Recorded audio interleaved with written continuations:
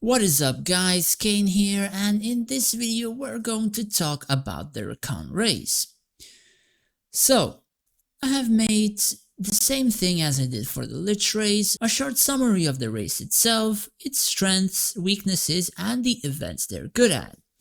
So, first things first, I can't say that this race that I play for quite a few years is overpowered at every aspect of the game. Quite often most Rakans are pretty weak, depending on how fast you get what you need, and that can be a plethora of things. They are pretty good but mostly in PvP and pretty bad at almost anything else, but they are most fun to play from all other races, at least in my own personal opinion. So starting with the strength, the first one is PvP.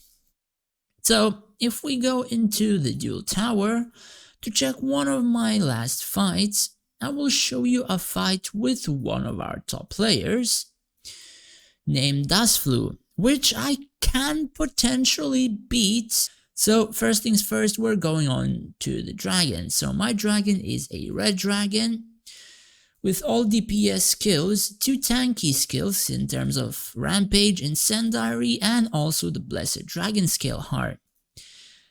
And what he has is, he has the Greater Dreambreaker, he has Blessed Draconic, the new skill, and also he has all of the Draconic 159, and some of its talents also upgraded. Now I forgot to show them on mine, and unfortunately I don't have any 159. So what happened in this fight is I pretty much was very close into beating his entire front line. And I can potentially do that if I mix up my field just a little bit. So when we go into the fight, I do not manually control this one. At least at the moment, this is a replay. So as we can see, there is a lot of stuff happening, and this side, the bottom right one, seems to be falling quite fast. While this one is holding its, let's say, position and doing quite a lot of damage. But the bottom right side took a very huge beating as he had the archers on that side. So if I would swap the places of my field and put this side, the bottom right one, at the top left, and put that one below, I potentially can actually beat him, at least perhaps more than 50% his entire field, because he only has 2 archer squads, and 2 of my recon squads could push the archers away, perhaps kill some of those heroes, the core heroes that he has, and could delay most of the DPS. At the same time, my Basric died quite early, and my Basric at the moment is probably the most decked out hero in my own formation.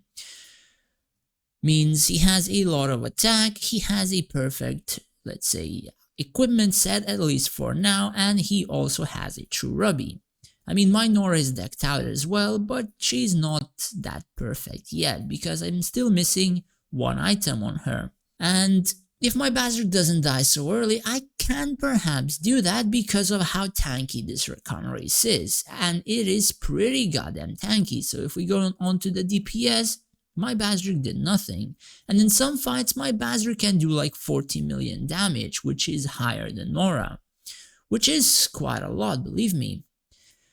So if we go damage taken, my Rakans took a lot more damage, or almost a lot more damage than the enemy. Also my Dragon took quite a lot of damage, Virion, Solaris, all that kind of stuff. And healing, the Rakan Turtle Man, it's healing insane.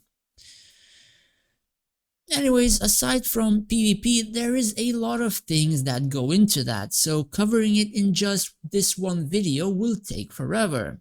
Usually, or in the future, I will just cover things one by one, or everything in one huge video, because there is really a lot of things to go through to make this formation very powerful. So the next thing is it's needed for 2 events. 4 top scores, and those 2 events are Purify Nor and Elite Trials. Now, what do these 2 events have in common? They have in common that they need speed in clearing both of the events, and Recon Archers, they're very fast. They do a lot of area damage, meaning they can even reach behind the front line and damage the back lines and all that kind of stuff. And again, they are very, very fast.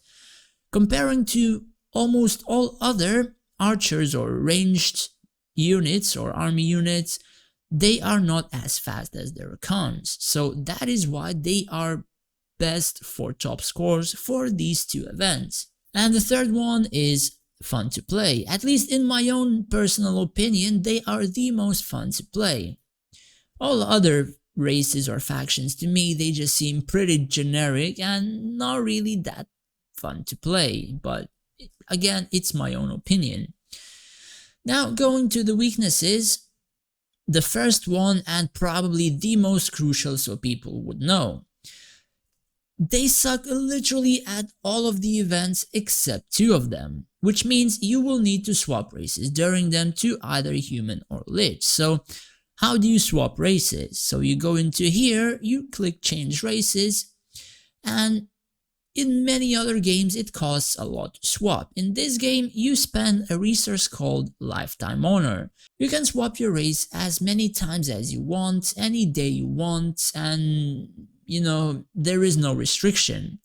However, if you want to swap your army, like let's say I would want to swap these human archers into Rakan archers, as you can see 24 turn into 27. So there is a thing to that, is that sometimes some, let's say, conversion units, they take longer to build than the other ones, or they cost more and stuff like that. So if 24 human archers turn to 27 Rakan archers, if I would turn Rakan archers into these ones, I would spend 24 of them and get only 22 of them. So there are stuff like conversion rates, and you end up losing 1 gold unit or 2, which doesn't take long to retrain either way, but that is like the only minus of swapping from race to race and using those particular units, which is almost nothing. Now for this resource, you can see I have over 1 million. For the early game, it may take quite a bit to gather it up, but it costs like 1,000 in the early levels to 2,000, so it's also a lot less. But the further you go into the game, the more you get per 1 siege and the more you can do it, so it's really not an issue to swap a race. The second thing is, they are very bad at castle defense and probably one of the weakest ones as well, if not the weakest. So you cannot defend against most people, and might as well just leave your city defense empty and just have skeletons in there for whenever you really need to defend. So an example could be like this: you have all of these skeletons here and you have lich mages here, and what you do for defense is mainly just leaving 1 squad at the top right. So sure, you're leaving your castle undefended, and if the people or guys attack you, I personally would just destroy that guy to capital just to prove my own point if they would be attacking me. So that's pretty much it. Probably doesn't work for many other players, but essentially in most realms you have some sort of a thing called peace or peace treaties or no hit policy, so something like this should work. And the third weakness is it has an army unit that takes 3x4 spaces, which is sometimes very hard to move around on a field to not make any sides too weak. And you also have to have it on the field. And this is more or less the Rakan Dragon Turtle. Now, what does this unit do? So this unit acts as both a buffer and a healer. And this unit is probably one of the best healers in the game, even if it's hard to believe.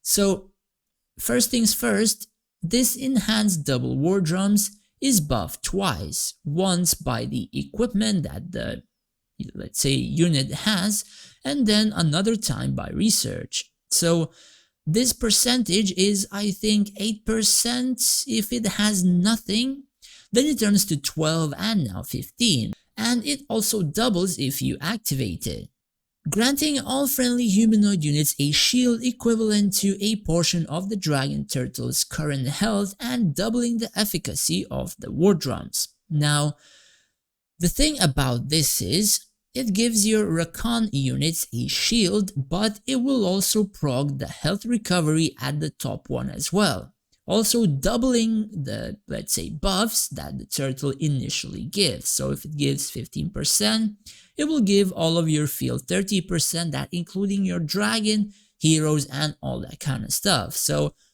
while you're playing Rakan, your heroes are also essentially a bit stronger than the enemies if they do not. And that is a whole other topic that I will discuss in the near future. Pretty much, it is a must and a required unit if you are playing Rakan. And as I said, events they're good at. So my own personal opinion, they are insanely fun to play, but they are insanely weak in literally most events that they cannot even participate. So if you want to play this race, you will need to more or less manage your army rushes. So if you want to play, let's say, the Pinnacle, you can get to a decent floor like 79, and to pass 79 you will have to swap to Lich or Human or stuff like that, because stage 80 is not passable by Rakans. At least I tried so many times, and when I swapped my race I passed it almost instantly. So that is why you have to save your army rushes for things like this.